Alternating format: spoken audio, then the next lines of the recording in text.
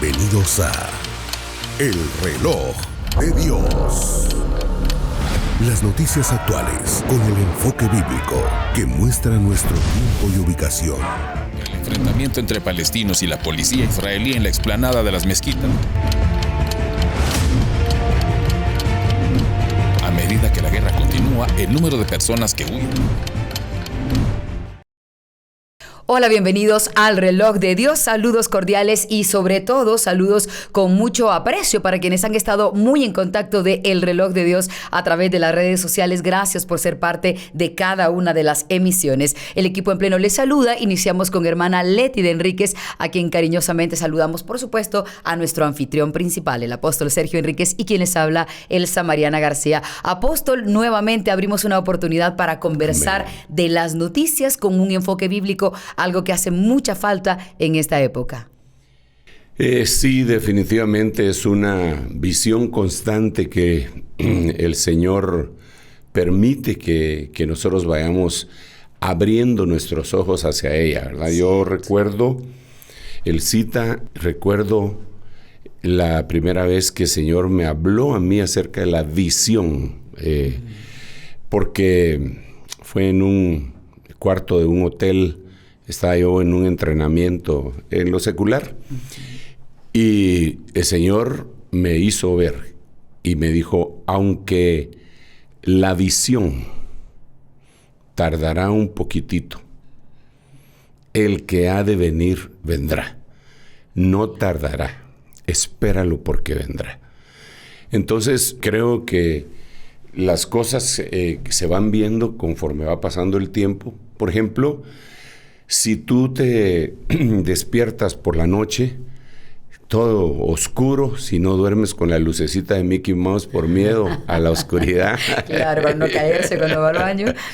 Entonces, y te levantas, no miras perfectamente. Claro que sabes dónde están todos los objetos, pero no los miras.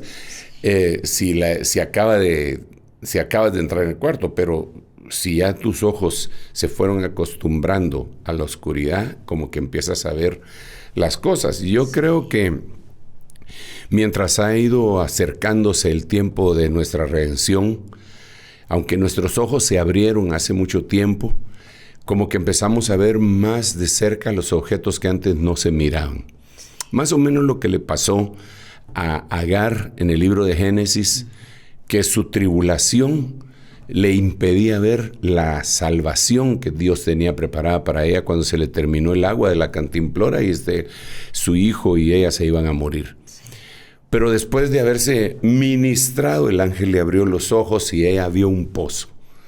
Entonces fue una evolución de la recuperación de la visión.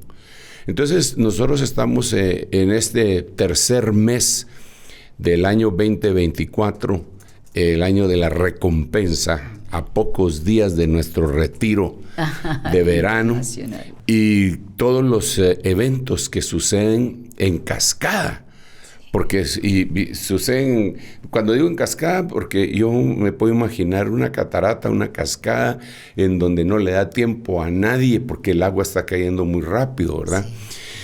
Y creo que así, de esa manera, están aconteciendo todas las cosas que antes fueron escritas, descritas y profetizadas por los siervos que Dios envió a esta tierra, ¿verdad?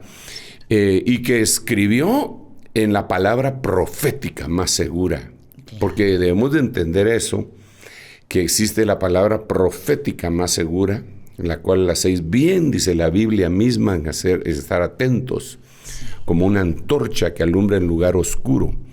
Aparte de eso, que esa sería la administración de Dios el Padre sobre lo profético, está la administración de Dios el Hijo sobre lo profético, cuando Él en Efesios capítulo 4 da profetas del nuevo pacto.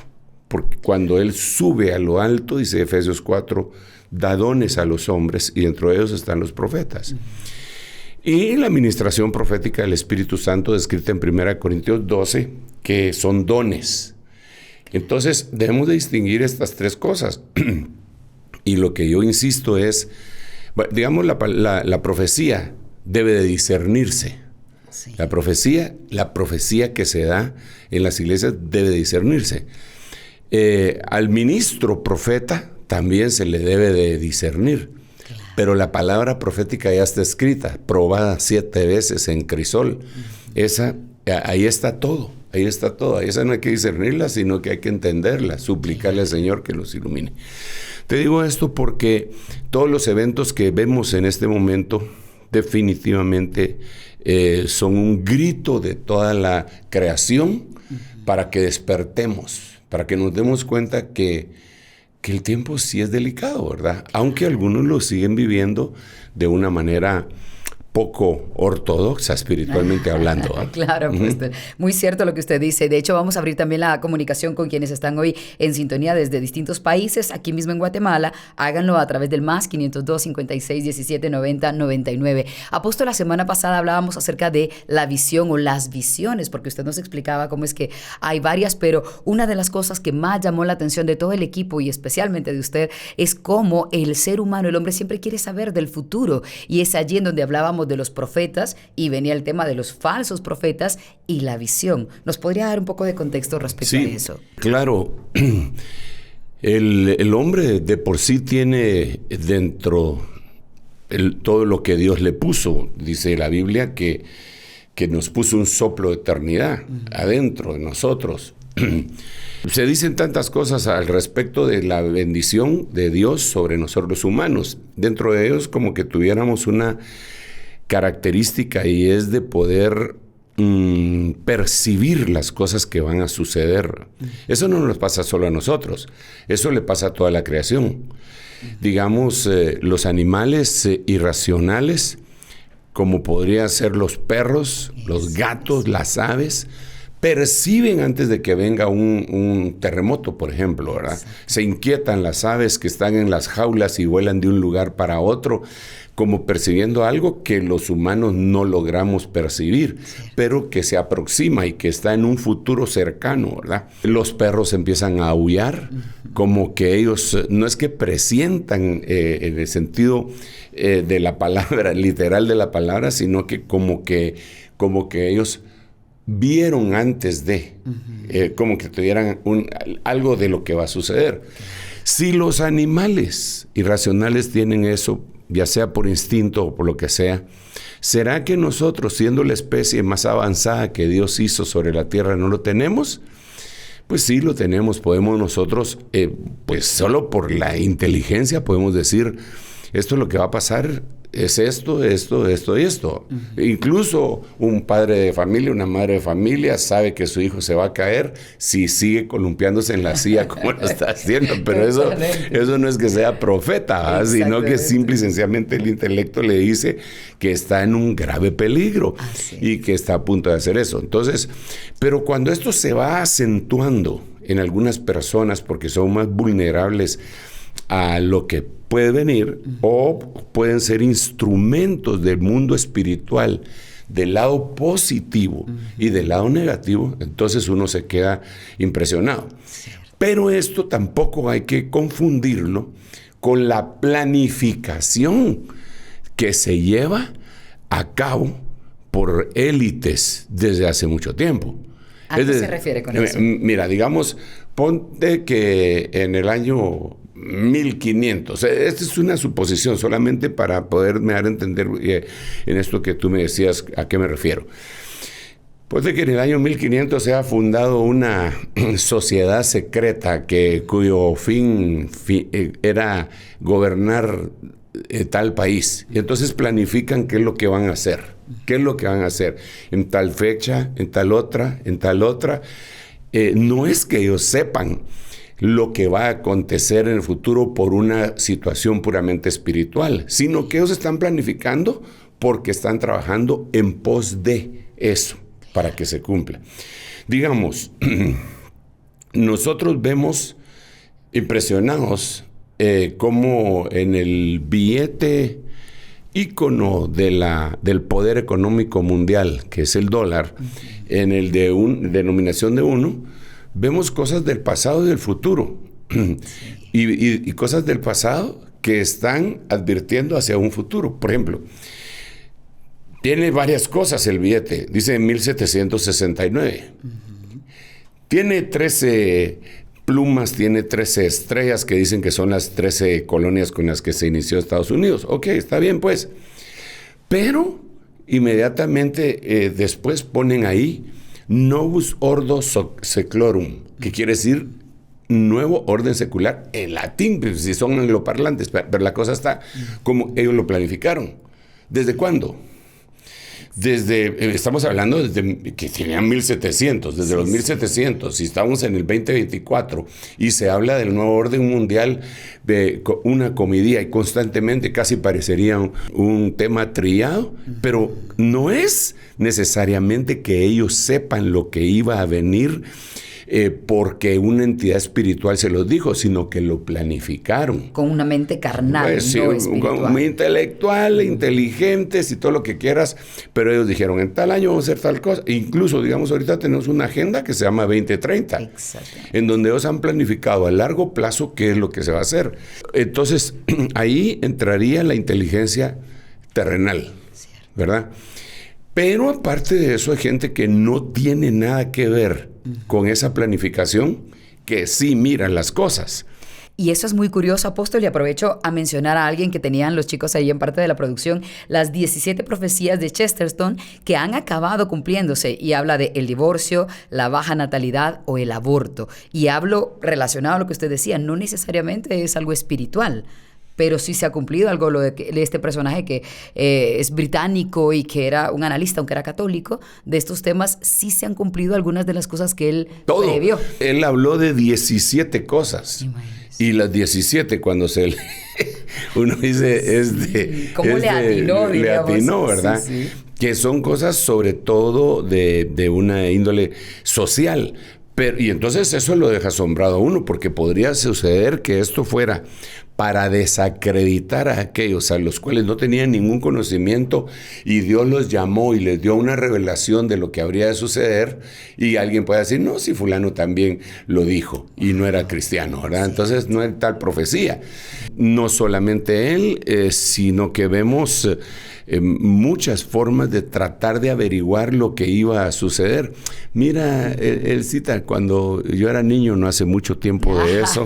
Reciente. No es muy reciente.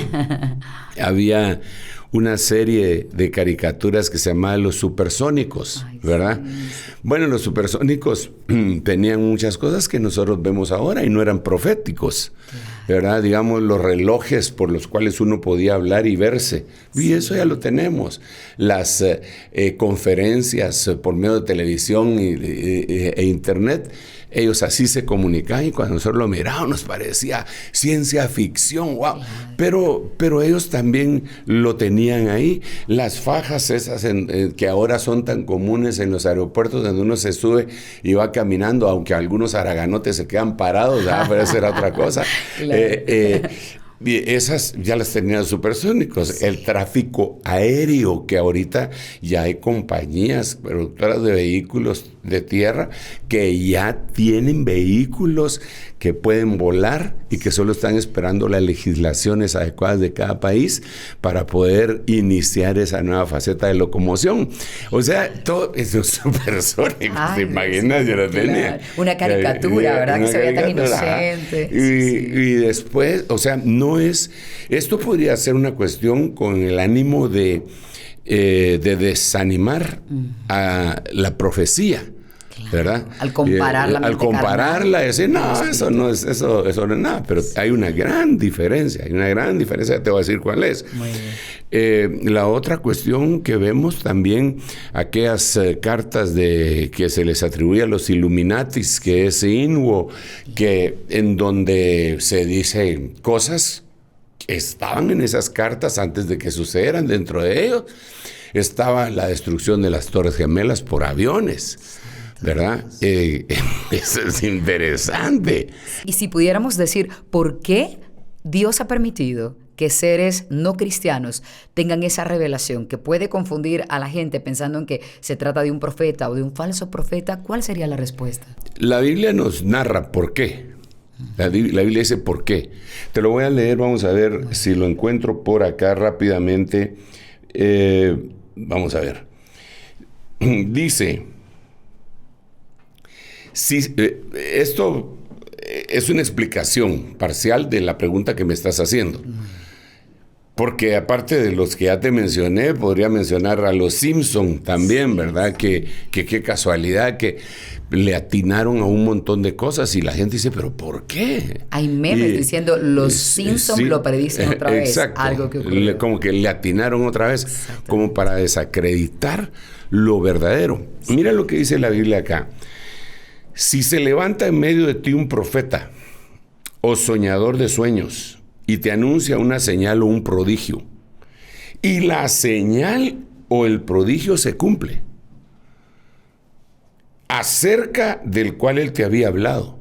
Pero ahora dice, estoy leyendo Deuteronomio capítulo 13, versículo 2, diciendo, vamos en pos de otros dioses a los cuales no has conocido y sirvámosles. O sea, aquí Dios nos está diciendo, se van a levantar gentes que le van a atinar cuando diga va a pasar tal cosa, pero los van a guiar a otros dioses. Entonces dice el versículo 3, no darás oído a las palabras de ese profeta o de ese soñador de sueños. ¿Por qué? ¿Por qué lo permitió el Señor? Porque el Señor tu Dios te está probando para ver si amas al Señor tu Dios con todo tu corazón y con toda tu alma. En pos del Señor vuestro Dios andaréis y a Él temeréis. Guardaréis sus mandamientos y escucharéis su voz. Le serviréis y a Él os uniréis. Pero ese soñador de sueños o ese profeta, bueno, aquí dice se le dará muerte, ¿va? Ese es el Antiguo Testamento, ¿va? No estoy diciendo que eso lo tendríamos que hacer ahora. Pero, ¿por qué lo permitió el Señor? Para probarnos el corazón a nosotros mismos. Él ya sabe lo que hay en nuestro corazón, pero para que nosotros mismos abramos nuestros ojos de si verdaderamente amamos al Señor. Entonces, eso lo dice ahí y lo dice posteriormente, dando a entender con esto el Señor que puede haber cosas falsas. Digamos, dice en 1 Corintios 12, lo que platicábamos de los dones del Espíritu, que cuando alguien profetiza, debe haber un grupo de personas que estén discerniendo. Dice el que profetiza, que profetice, pero que disciernan. Pero debe de discernir no solo si la profecía viene de Dios, en el sentido que se va a cumplir, sino que hacia dónde está llevando a la gente esa profecía. Eso está bien claro también ya en los versículos de Mateo 24, los versículos escatológicos de los 4 evangelios, incluyendo a Juan, ¿verdad? Que hizo Apocalipsis posteriormente, en donde el Señor dijo que se iban a levantar multitud de falsos profetas. Ahora, mira, cita, un falso profeta, si se va a levantar y le van a creer es porque le va a atinar. Sí. Porque si no, ¿quién lo va a seguir? Y en el caso de, por ejemplo, Nostradamus, ¿qué sería ese personaje? ¿Qué se piensa? Mira, hay gente que empieza a ser involucionada, empezó de una buena manera y termina mal. No voy a hablar en este momento de Nostradamus, pero algún personaje bíblico como Balaam. Balaam está descrito en el libro de Números que Balac lo mandó a llamar para que maldijera a Israel. Y él era un profeta. La Biblia lo describe como profeta. Pero luego la Biblia lo describe como adivino. Como que de profeta fue cayendo hasta llegar a ser un adivino. Involucionó. Ahora, nosotros vemos que él la Biblia ya lo describe. Dice que se enamoró de la paga, ¿verdad? Que le estaba ofreciendo el rey Balac. Eso, exacto, eso se lo trajo al suelo, ¿verdad? El dinero, pues el amor al dinero, que es la raíz de todos los males, y lo describe la Biblia, y que afecta a todos por parejo. Si ahí afectó a uno que era profeta, a Judas que era apóstol, y a maestros que dice la Biblia, a todos, a ovejas. Si afecta a los grandes, afecta a los pequeños. Nadie queda invulnerable ante eso. El amor al dinero, también hay forma de evadir ese amor al dinero, pero eso será motivo de otro tema. Pero el punto aquí sería que Balaam se echó unas profecías tremendas, que incluso yo oigo a veces en profecías que dan algunos hermanos, y que el que las dijo fue Balaam. Por ejemplo, dijo, porque Dios no es hombre para que mienta, ni hijo de hombre para que se arrepienta. Eso lo dijo Balaam, que era profeta. Y claro, más adelante sí está refrendado, no con la misma textualidad de esas palabras, pero sí está refrendado que Dios dice y cumple, ¿verdad? Pero eso lo dijo Balaam. Y también Balaam dijo, hablando de Israel y de Balac y de todo, les dijo, y de Moab, yo veo que un cetro sale de Jacob y aplasta las sienes de Moab. Lo veo que no es para este tiempo, sino que para un tiempo, era un profeta que se desbarrancó. Entonces podría ser que haya gente que de alguna manera era un profeta y se contagió, se contaminó con el amor al dinero y cayó en una cuestión de adivinación. Yo no sé si es el caso de Nostradamus, que es el que tú específicamente me preguntabas. Entiendo que Nostradamus tenía un origen judío, y eso también nos dice bastante, porque todos los profetas del Antiguo Testamento, con excepción de Balaam, eran judíos. ¡Wow! ¿Verdad? ¡Qué impresionante! Ahora, todos los profetas del Nuevo Testamento no eran judíos. Había algunos que sí. Algunos sí, otros no. Sí, por ejemplo, Agabo era judío, pero después cuando vino la gentilidad, Dios empezó a levantar profetas de entre los gentiles, ¿verdad? Entonces, puede ser que Nostradamus haya visto cosas, haya percibido algunas cosas y las dijo. Pero la cuestión está al asociar esto porque estamos siguiendo la visión, ¿va? El tema que era la visión del programa anterior, y cómo gente mira y mira y mira. Y yo en la Biblia, perdón, casi la redundancia, al que más miro que mira, claro. Sí, al que más veo que ve, es a Juan el apóstol, lo que le dicen Juan el teólogo. Porque cuando él escribe en el libro de Apocalipsis, él empieza a decir, y yo vi, y yo vi, y yo vi, y oí. Él era oyente y vidente y profeta y apóstol, y oí y una voz que me decía, y yo volteé para ver la voz del que me hablaba. Y entonces la voz que me hablaba me dijo, escribe un libro, lo que ves, y envíaselo a las 7 iglesias. Y yo vi un candelero, y yo vi a uno que caminaba entre el candelero, y yo vi una puerta abierta en el cielo, era una visión bíblica en donde él, al final de cuentas, mira constantemente. Pero nos relata toda la historia, pero con una claridad impresionante, gloriosa, ¿verdad? Que no la tiene ningún otro. Entonces, por eso dice la Biblia en Proverbios capítulo 31, verso 25, hablando de la mujer virtuosa que viene a ser la Biblia, la iglesia, dice que la mujer virtuosa sonríe al futuro. ¿Por qué? Porque lo está viendo el futuro. Pero estas gentes no están sonriendo, ellos solo están viendo lo que va a pasar y no necesariamente cuál es la solución para lo que va a pasar. Porque cada vez que Dios da una profecía, entonces dice, por lo menos, por lo tanto, arrepiéntete. Siempre viene la solución intrínseca. Digamos, cuando Daniel le profetizó a Nabucodonosor, le escribió la visión, le dijo, por lo tanto, arrepiéntete. Arrepiéntete para ver si eres perdonado. Cuando viene Jonás y dice, de aquí a 40 días Nínive será destruido, trae consigo una atmósfera de arrepentimiento. Y entonces en el arrepentimiento Dios manifiesta una esperanza. En este tiempo, vemos nosotros una multitud de cosas que no son buenas y que han sido profetizadas.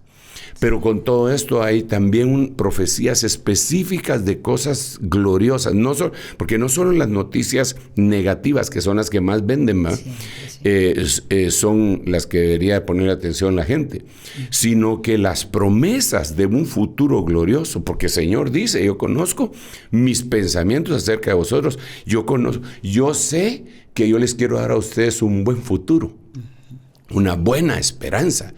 Entonces es una cosa totalmente distinta.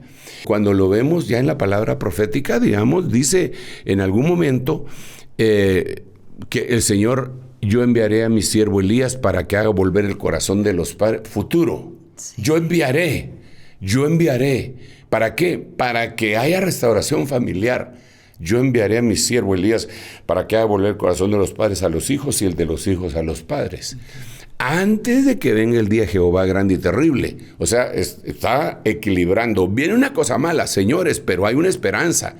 Y la esperanza se llama Jesucristo y la manifestación del mismo sobre la faz de la tierra. Y que ya se está dando. Apóstol, y usted mencionaba hace un momento de Nostradamus, estos personajes tan famosos y las profecías que dieron en algún momento, y que el Señor, lo decía usted en la palabra, que lo permitía para que nos pusiera a prueba, para ver si nosotros estábamos cerca de Él y amándolo a Él. Pero es posible que el enemigo utilice a personajes y tenga la capacidad de darle como cierta revelación que no tenemos la mayoría de humanos. Y le pongo ejemplo a Rasputín, este personaje ruso que fue tan influyente, ¿verdad?, en el inicio del siglo pasado, y él tenía pues una información que parecía que no tenían los demás, y él era un personaje muy oscuro. ¿Cómo se explica eso? Sí, bueno, también él era religioso. Para empezar, era religioso místico, ¿verdad? Entonces él mezclaba, según describen las biografías, ¿verdad?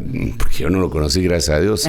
Terrible, dicen que olía muy mal, sí, que no se bañaba. Pero él mezclaba. Él tenía una mezcla terrible de lo místico, de la casi brujería, ¿verdad?, con la religión imperante en ese momento en la Rusia zarista, ¿verdad?, que era una religión católica ortodoxa.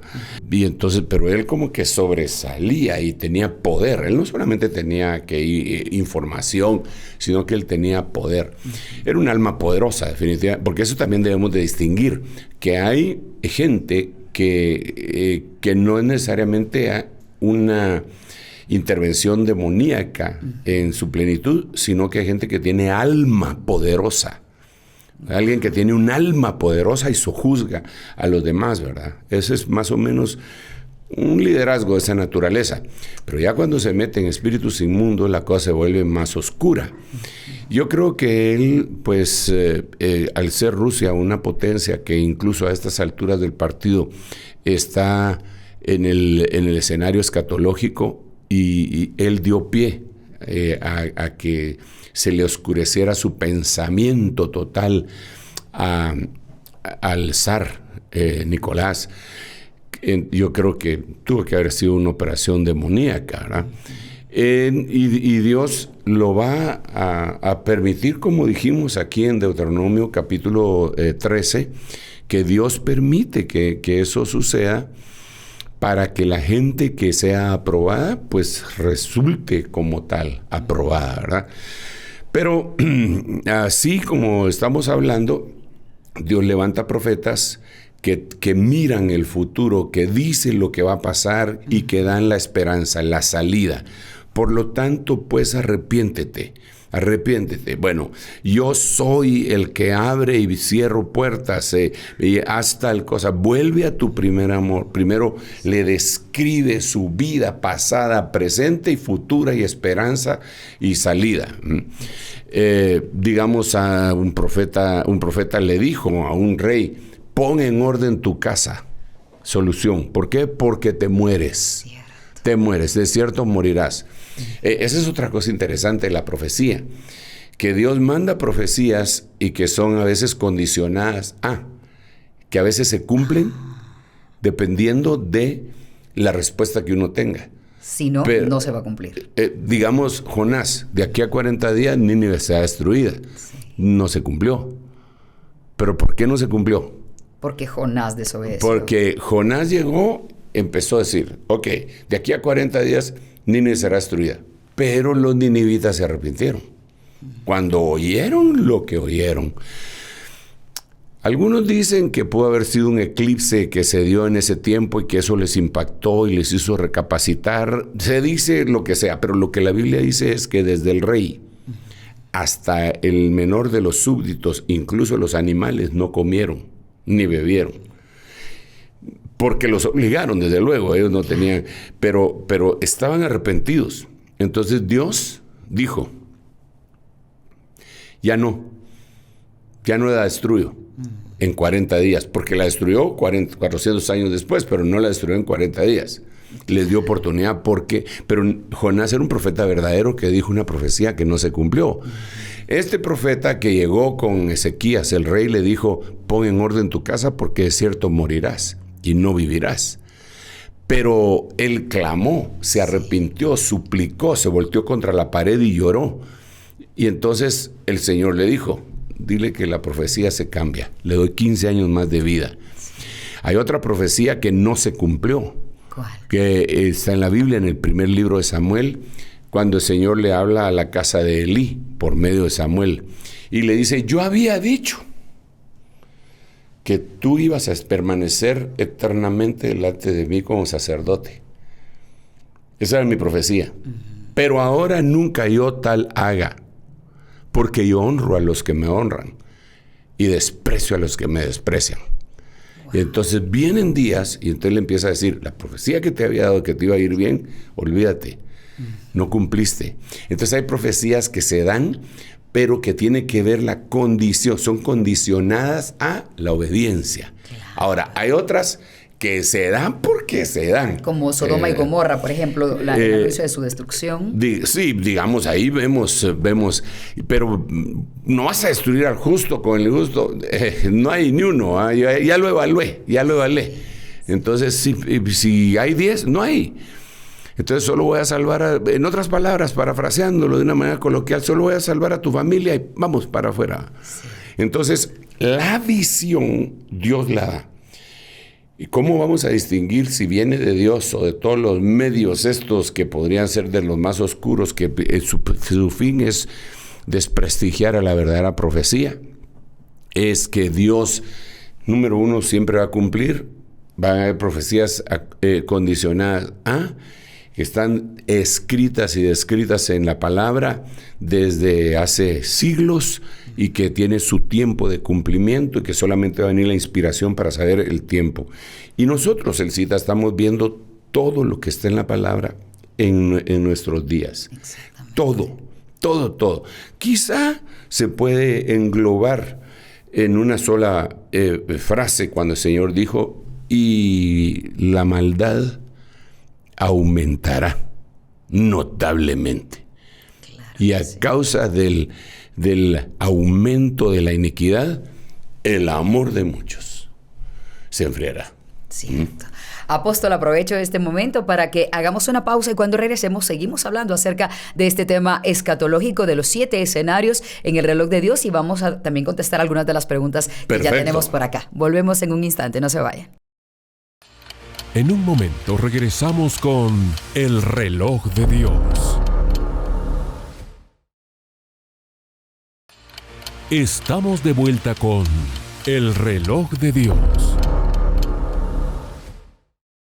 Gracias por seguir con nosotros. 5617-9099. Puedes anteponer el más 502 5617-9099 en caso de estar sintonizando fuera de Guatemala y pues toda la región de Centroamérica, que cada uno tiene su código, como bien sabes. Vamos a continuar hablando. Hoy estamos dando seguimiento al tema de la visión y nos hemos enfocado un poco en el tema de las profecías y situaciones que se van dando relacionadas con las noticias actuales. Uno de los temas, apóstol, que ha llamado poderosamente la atención del equipo de producción es el incremento en suicidios. Y aunque vamos a presentar el material, quisiera preguntarle si la Biblia nos dice algo acerca de que los suicidios sean parte del final de los tiempos, también el aumento de estos. Sí, en el libro de Apocalipsis se deja ver. Mira, esa es una temática que viene de todos los tiempos. No es propia únicamente del tiempo final, como toda la maldad y todo el pecado, es de todos los tiempos, ¿verdad? Claro. Pero en el tiempo final, todo el pecado, toda la maldad y todas sus consecuencias se van a aumentar. Dentro de esas consecuencias está el suicidio, ¿verdad? Nosotros vemos en la Biblia que hay hombres que le empiezan a decir: montes, caigan sobre nosotros y líbrennos de la ira del Cordero. Esa es una de las referencias bíblicas que nosotros podemos ver y notar en donde se habla de querer morirse, ¿verdad? Sí. Pero hay otro versículo que dice que en aquellos días los hombres buscarán la muerte y no la hallarán. Cuando vemos el contexto de esto, está muy cercano, bastante cercano a la tribulación, porque es cuando salen aquellos monstruos del abismo que tienen la capacidad de herir, y como el escorpión menciona la Biblia, y que causa un grave dolor al cuerpo, pero no lo mata. Hace esa referencia a la Biblia. No estoy diciendo que los escorpiones no maten, porque sí puede matar, sobre todo a una persona que sea alérgica a su veneno, ¿verdad? Pero entonces nos da a entender que va a haber tal sufrimiento que la gente va a querer buscar, desear la muerte. En la Biblia sí se nos relata, como te digo, en todos los tiempos, cuando hay cierto grado de frustración y lo que hay que hacer es ir con Dios, ¿verdad? Y tiene que venir un auxilio divino, sobre todo para aquellos que son cristianos, ¿verdad? Digamos, yo veo a un Moisés que en determinado momento se siente tan frustrado con un pueblo tan rebelde, que ya superaba el 1,000,000 de personas que estaban fastidiando constantemente y no estaban contentos con nada. Les abría el Mar Rojo, los sacó de Egipto con las plagas y de todos modos seguían fastidiando. Les abrió el Mar Rojo, seguían fastidiando. Les dio de comer maná, seguían fastidiando. Le sacó agua de la roca, seguían fastidiando. Convirtió las aguas de mar amargas en dulce, seguían fastidiando. Su ropa y su calzado no envejecían, seguían fastidiando. No se enfermaban, seguían fastidiando. Entonces un día le dijo Moisés en oración al Señor: si me vas a tratar así, mejor mátame. O sea, llegó a tal grado ya para decir eso en oración, quiere decir que había considerado la idea de la muerte, pero jamás de quitarse la vida. No entregar la vida a él, sino que el Señor se la quitara. Exacto. Pero a diferencia de eso, el traidor de Jesús termina de una manera muy trágica. Claro, Judas. Relacionado con el suicidio. Sí, pero el asunto con él es totalmente distinto, porque para empezar, el Señor dijo claramente que él era un diablo, ¿verdad? Entonces, cuando él tiene un no arrepentimiento genuino, cambio de manera de pensar, de anoia, sino que una contrición en su corazón definitivamente, porque no le salieron las cosas como él pretendía. La realidad es que Judas era un personaje que lo que quería era la liberación de su pueblo. Él era un activista religioso político, ¿verdad? Entonces, él lo que quería era que el Imperio Romano dejara de fastidiar. Él lo que quería era quitarse el yugo romano a como era lugar, pero Jesús no venía a eso. Jesús venía a quitar el yugo del diablo, porque él lo había dicho. El ladrón vino a matar, a robar y a destruir, pero yo he aparecido para destruir las obras del diablo. Entonces Judas tenía otra perspectiva. Cuando no entendió o no quiso entender en su obstinación y entregó a Jesús, yo creo que él lo que quería era empujar a Jesús, aquel hombre que él había visto que hacía milagros, multiplicaba panes, peces, sanaba a los enfermos y resucitaba a los muertos. En una mente atacada como la de Judas, él hubiera podido estar pensando: con este hombre tenemos ganada la guerra, porque si nos matan los soldados, él los resucita. Si se enferman, él los sana. Y si se nos acaban las espadas, las multiplica. Y no tenemos necesidad de recursos de andar llevando, porque una de las cosas de los ejércitos es cómo alimentan a sus soldados. Pero este hombre con unos panecillos y unos pececillos nos alimenta a los miles. Aquí tenemos todo ganado. Entonces lo quiso empujar y se dio cuenta que Jesús no se defendió. Eso le causó cierta tristeza del mundo. La Biblia dice que la tristeza del mundo produce muerte, pero que la tristeza de Dios produce arrepentimiento y como consecuencia vida. Entonces, una de las cosas que hay que tomar en cuenta en el suicidio es que es traído a veces por una tristeza, pero es una tristeza que no proviene de Dios. Porque, repito, hay tristeza que sí proviene de Dios, lo dice la Biblia, no lo digo yo, y que esa produce arrepentimiento, contrición, dianoia, cambio de manera de pensar.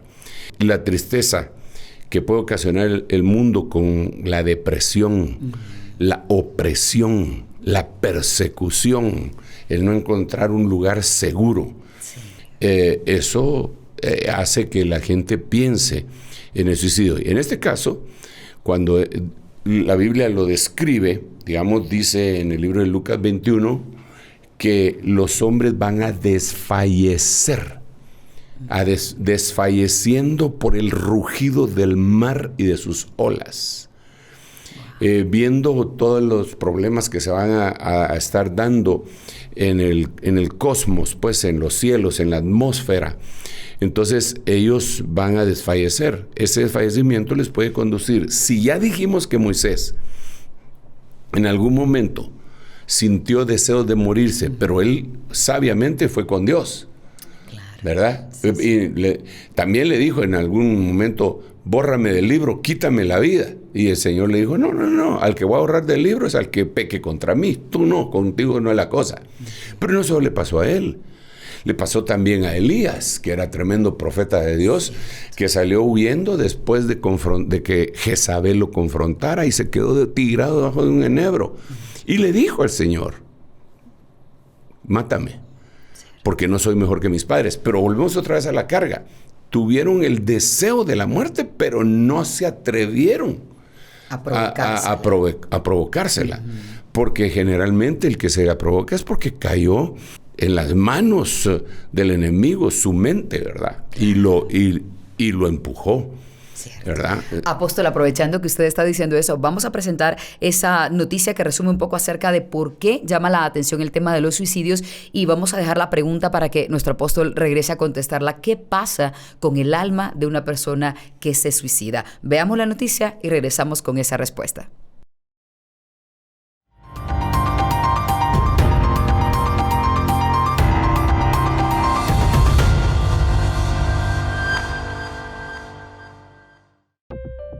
El suicidio, un fenómeno mundial.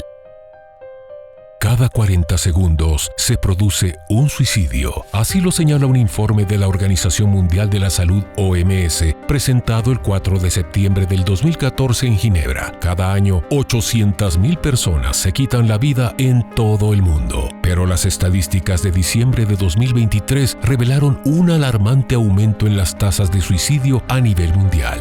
Según las estadísticas, por cada 100,000 habitantes, los países con las tasas de suicidio más elevadas en diciembre de 2023 son Lituania, 32.2%, Rusia, 31.5%. En América del Sur, Guyana, con un 29.2%, ha encabezado la lista de países con la mayor tasa de suicidios de la región. Cabe destacar que Guyana solo cuenta con un aproximado de 817,000 habitantes. Sin embargo, los datos disponibles indican que los suicidios en Estados Unidos son más frecuentes que en cualquier otro momento desde los inicios de la Segunda Guerra Mundial. Los suicidios en Estados Unidos aumentaron constantemente desde principios de la década de los 2000 hasta 2018, cuando la tasa nacional alcanzó su nivel más alto desde 1941. Ese año se registraron unas 48,300 muertes por suicidio, es decir, 14.2%. En Asia, Corea del Sur, 28.9% y Japón, 28.7%. Es vital recordar que estas cifras solo representan una parte del problema, ya que muchos suicidios no se reportan. Intentos de suicidio. Las estadísticas oficiales solo reportan los casos consumados, mientras que los intentos no siempre se denuncian. Sin embargo, se estima que por cada suicidio consumado hay entre 20 y 30 intentos. Es importante mencionar que la información sobre los intentos de suicidio es limitada, ya que muchos casos no se reportan. Sin embargo, algunos estudios e informes ofrecen información sobre los países con las tasas más altas. China. Un estudio del año 2017 estimó que en China se producen alrededor de 2 millones de intentos de suicidio cada año. India. Según datos del año 2020, en India se registraron más de 139,000 casos de intento de suicidio. Estados Unidos. En el año 2020 se reportaron más de 1.2 millones de visitas a urgencias por intento de suicidio en Estados Unidos. Japón. Un estudio del año 2016 estimó que en Japón se producen alrededor de 240,000 intentos de suicidio cada año. Corea del Sur. Según los datos del año 2020, en Corea del Sur se registraron más de 40,000 casos de intento de suicidio. El suicidio en jóvenes. El suicidio es la tercera causa de muerte entre los 15 y 24 años de edad. De acuerdo con el Instituto Nacional de Salud Mental, National Institute of Mental Health, estudios científicos confiables han encontrado lo siguiente. Existe una relación de 25 intentos de suicidio por cada uno que se concreta. Esta relación es incluso mayor en la juventud. Y al decir 314, quizás para muchos no signifique un dato significativo, pero este es el número de menores de edad que se suicidaron en 2021 en España. Según datos del Instituto Nacional de Estadística, 22 de ellos eran menores de 15 años, una cifra que representa un 57% más que en 2020. En Japón, en 2022, se enfrentaron a un número sin precedentes. 514 estudiantes de primaria y secundaria se suicidaron según la estadística del Ministerio de Sanidad, Trabajo y Bienestar de Japón. Se contabilizaron 17 niños de 12 años o menos. Por cada fallecido, se estima que entre 100 y 200 adolescentes lo han intentado y no han tenido éxito. De hecho, los datos reflejan que los suicidios en menores de edad no han dejado de crecer en los últimos años. En una entrevista a Francisco Villar, psicólogo clínico y coordinador del programa de atención a la conducta suicida del menor en el Hospital de Sant Joan de Déu de Barcelona, se dice que no existe un motivo nuevo por el que los menores estén acabando con sus propias vidas a diferencia de años anteriores. Lo único nuevo que ha aparecido son las redes sociales. Estas aplicaciones se están convirtiendo en el arma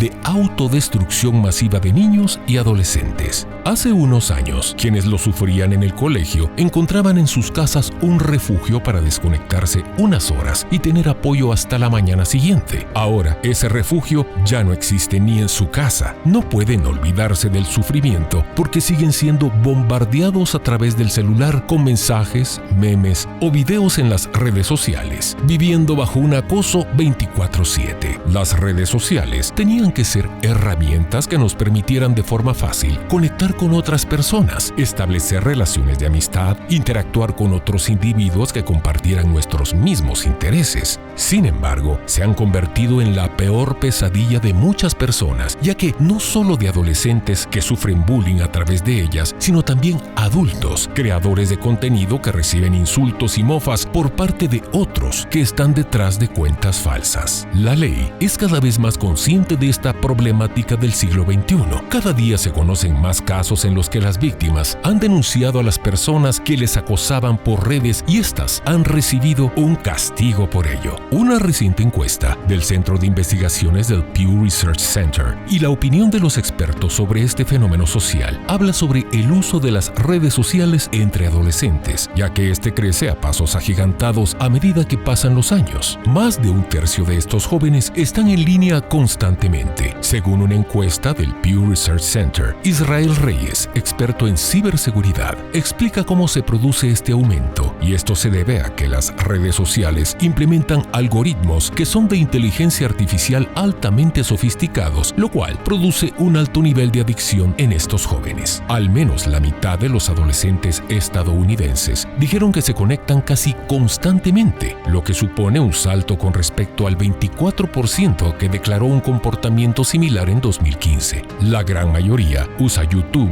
luego le sigue TikTok y por último Instagram. Y es que, según expertos, el uso excesivo de las redes sociales puede afectar a la salud mental de los jóvenes, a tal punto que pueden llegar a padecer de depresión. Otro problema son el ciberbullying, a lo que están expuestos los jóvenes. Los médicos dicen que la solución no está en prohibir el uso de las redes sociales, pero sí es necesario que los padres regulen el tiempo que sus hijos lo hacen. Además, recomiendan realizar otras actividades que llamen la atención de los jóvenes, como jugar en el parque o practicar un deporte. En España mueren 11 personas por suicidio al día y nunca se había superado la barrera de los 4.000. Un dato preocupante es que 22 de los fallecidos tenían menos de 15 años, 14 eran chicos y 8 chicas. Las tasas de suicidio en las cárceles de Francia son las más elevadas de Europa, en niveles de 12.6 suicidios por cada 10.000 reclusos. Le siguen Australia y Alemania respecto a España. Corea del Norte es cada vez más represiva y hermética ante el mundo. Este es un país que se caracteriza por las insólitas medidas y reglas que el régimen de Kim Jong-un dispone, y bajo las cuales su población se ve obligada a vivir.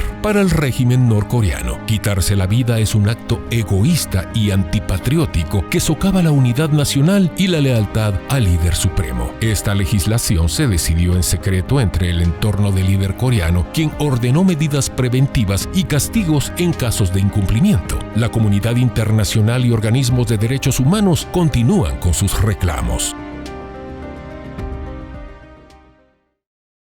Bien, apóstol, antes de ir a la respuesta a la pregunta que hice cuando presentábamos la noticia de los suicidios, me di cuenta que le llamó la atención el tema de la legislación para ayudar a que los padres tengan más control con las redes sociales por los hijos, y también el hecho de poderles ayudar en casa para que los niños no sientan que el bullying continúa, ya que la red social está abierta y el ataque no se detiene en ningún momento. ¿Qué opina usted de eso? Sí, bueno, hay cosas que no se pueden componer solo con legislarlas, ¿verdad? La Biblia nos narra que en vano edifican los edificadores si Jehová no edifica la casa. Entonces yo creo que lo primero que tenemos que hacer es enfocarnos en nuestra casa, en nuestro hogar, con nuestros hijos, ¿verdad? Yo creo que los controles no deben ser tan restrictivos como lo ridículo que se mira en este señor que prohíbe el suicidio. En Corea del Norte. Eso sería como que alguien que se va a tirar del puente Belice, un policía saque la pistola y dice: si te tiras te mato. El resultado va a ser el mismo. El resultado sería tonto. Claro, entonces, no, eso debe de ser trabajado en casa, con normas, y que los padres, todos, deberíamos de no ser miedosos, porque ese es uno de los problemas de la actualidad, ¿eh? Padres miedosos que no se animan a reprender, a corregir, a enseñar e incluso a castigar a los hijos y a poner normas, ¿verdad?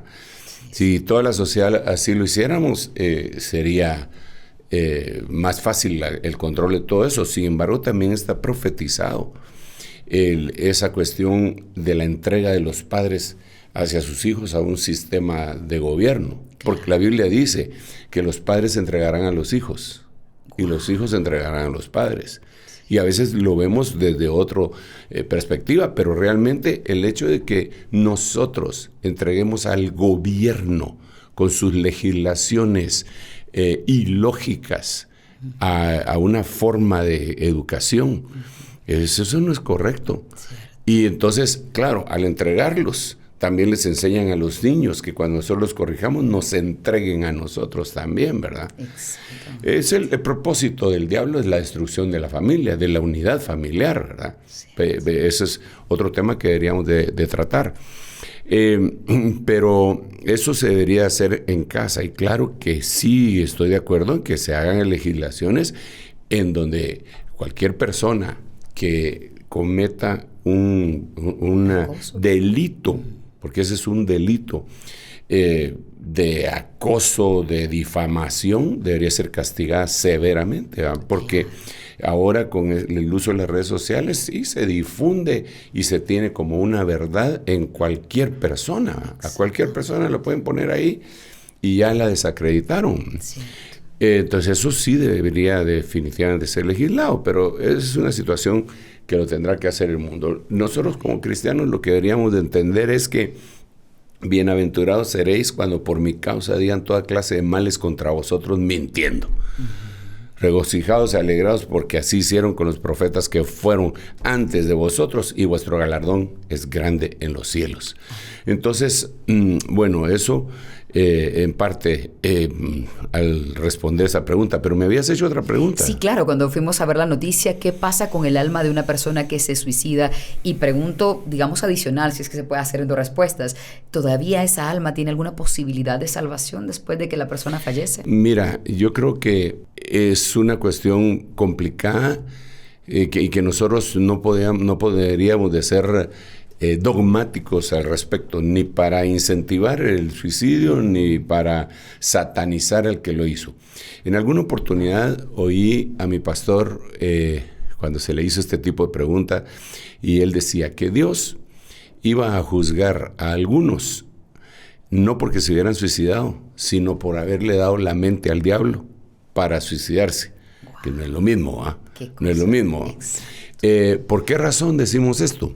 Porque en la Biblia se nota de un personaje que se suicidó, pero que aparece como héroe de la fe. A diferencia de Judas. Entonces, a diferencia de Judas, que ese se perdió. Sí. Pero digamos, Sansón, cuando le sacaron los ojos, ¿te imaginas la frustración de aquel campeón? Sí. Y que le sacaron los ojos y que le cortaron el cabello y que se le fue la fuerza, perdió todo.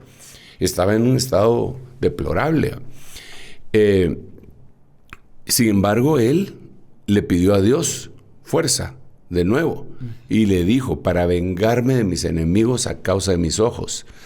Pero la última frase que dijo Sansón fue, ahora muera yo con los filisteos. Y entonces prácticamente podríamos decir que se mató, pero Dios le dio la fuerza.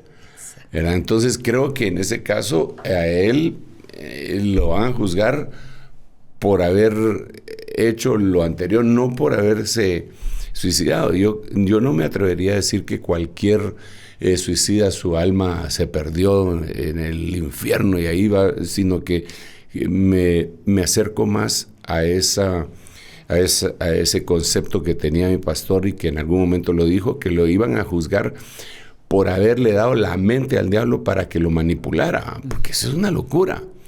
Bien, apóstol, y como es una conversación, le damos espacio a nuestra hermana Leti de Enríquez, que tiene una consulta relacionada con este tema. Adelante, hermana Leti. Respecto a la pregunta que hicieron por las redes, que la leyó el cita, respecto a los que se suicidan, ¿qué pasa con el alma? Entonces, hay 2 clases de personas, digo yo, hay 2 grupos. Los que son cristianos, que sí han intentado suicidarse o piensan en suicidarse, y los que no son cristianos, que no conocen a Dios, y lo hacen. ¿Qué pasa con esas almas? El que es cristiano y lo hizo, y el que no es cristiano y lo hizo. ¿Qué pasa con sus almas? Sí, por eso insisto que es muy difícil decir qué es lo que va a pasar. Es como que si no tuviéramos la suficiente información de lo que pasó en la cruz del Calvario con los 2 ladrones, si no tuviéramos la información relatada en los evangelios, diríamos, los 2 ladrones se fueron al infierno, pero vemos que no, hubo uno que se arrepintió. Entonces nosotros no sabemos qué es lo que pasa en el final del tiempo de cada persona. Nosotros no sabemos, no sabemos si cuando alguien se tiró del puente en el aire, ya dijo, perdóname, Señor, le volvió la mente. Nosotros no somos quien, no somos el juez para decir si se salvó o se perdió, sea cristiano o no. Porque si va volando y ahí le vuelve, porque Dios es misericordioso, y yo he entendido que existe un milagro en un misterio que también le llamamos el ministerio de la agonía, en donde hay gente que aún sedados y en estado comatoso, su alma puede ser escuchada por Dios, ¿verdad? Entonces, yo no me atrevería a decir, a estos les pasa tal cosa y a los otros les pasa tal otra, de ninguna manera. Yo lo único que sé es que Dios es bueno y que Él es el único que conoce qué es lo que pasa en los últimos segundos de la vida de uno, ¿verdad?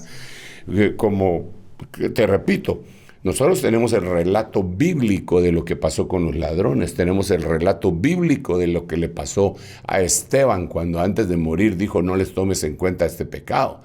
Pero eso si no tuviéramos el relato bíblico, no sabríamos cuál fue la actitud de él, de tal manera que yo no me atrevo a mandar a nadie al infierno, ni al cielo. El que le corresponde eso es nuestro Dios todopoderoso. Solo Dios lo sabe qué pasa. Amén. Amén. Amén. Ahora, entendemos que hay estados de ánimo en donde la gente definitivamente ya no quiere vivir. Yo creo que debería uno de suplicarle al Señor. Yo no sé, hasta que uno no tiene en su... bajo su responsabilidad una decisión de esa naturaleza, ¿verdad? No lo puede entender. Te voy a contar algo que fue muy sencillo para cualquiera, ¿verdad? Pero para mí fue un conflicto.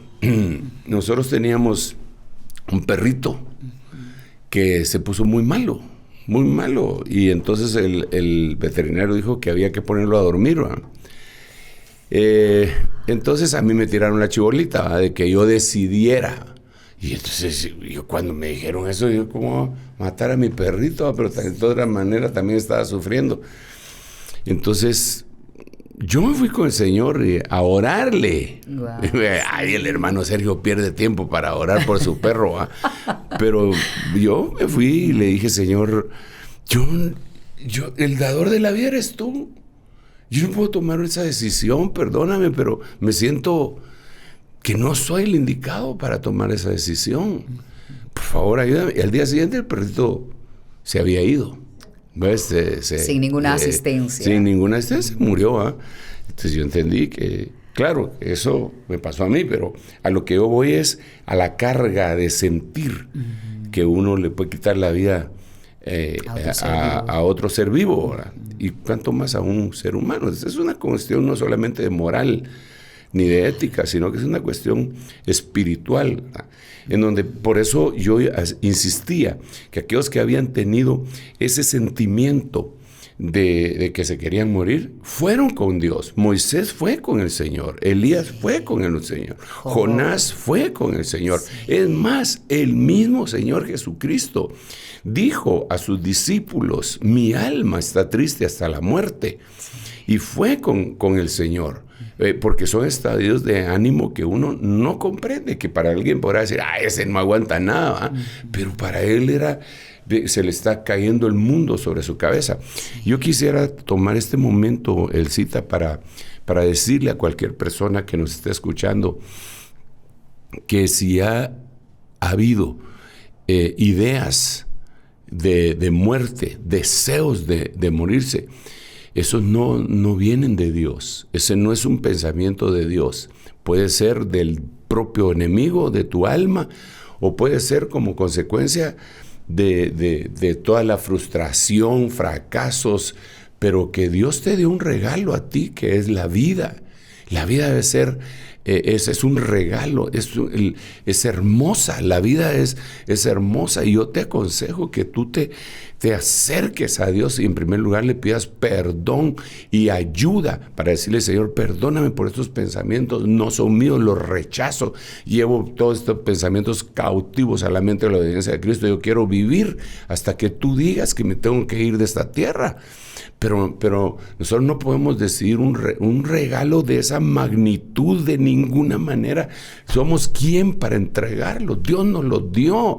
Y cada minuto que está corriendo es un regalo que Dios nos ha dado para que podamos estar acá y prepararnos para otro regalo mayor, que es la vida eterna, en donde nunca se va a terminar.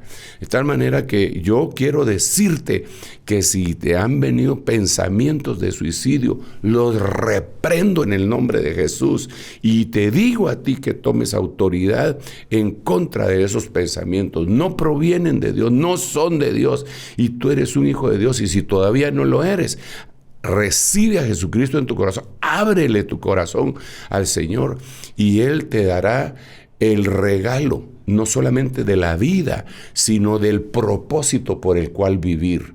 Porque uno debe tener propósito para vivir, que no necesariamente sea trabajar para proveerle a la familia, claro que eso es parte, pero no, la vida es mucho más allá. La vida es un regalo inmerecido, extraordinario, precioso, por el cual le damos gracias a Dios por habernos creado, por habernos dado vida, por habernos dado intelecto, por habernos hecho humanos, por habernos salvado, hacernos cristianos, en el caso mío, por ser un siervo que me le toca predicar constantemente. Es un regalo invaluable, no se puede devolver. Ese sería un grave error. Así que en el nombre de Jesús, acércate a Cristo. Creo que el cita hasta ahí lo deberíamos de dejar con esta invitación para todos, que el Señor nos ayude absolutamente a disfrutar. La vida es bella. Lo dijeron en coro, hermana Leti y el apóstol. La vida lindo, sí. es bella, definitivamente. Es un regalo de Dios. Y pues cuando lo tengamos que entregar, que Él sea el que diga, ven conmigo, sube acá, entra en el gozo de tu Señor. Y ahí no se terminó la vida, se terminó la existencia terrenal, pero no la vida. Amén, amén, amén. Acepta a Cristo. Amén, apóstol. Gracias, apóstol. Y qué lindas palabras para cerrar. Te invito a que veas otros episodios del Reloj de Dios, en donde seguramente encontrarás respuesta a muchas preguntas que surgen al ver tantas noticias y al preocuparnos por el futuro, puesto que debemos confiar en Dios, y allí lo vas a comprender. Gracias por sintonizarnos. Nos encontramos la próxima semana a la misma hora, 9 de la noche, hora de Centroamérica. Hasta entonces. Esto fue El Reloj de Dios. Un mensaje de esperanza en medio del acontecer mundial. Esta es una producción de Rema TV y Ministerio Ebenecer.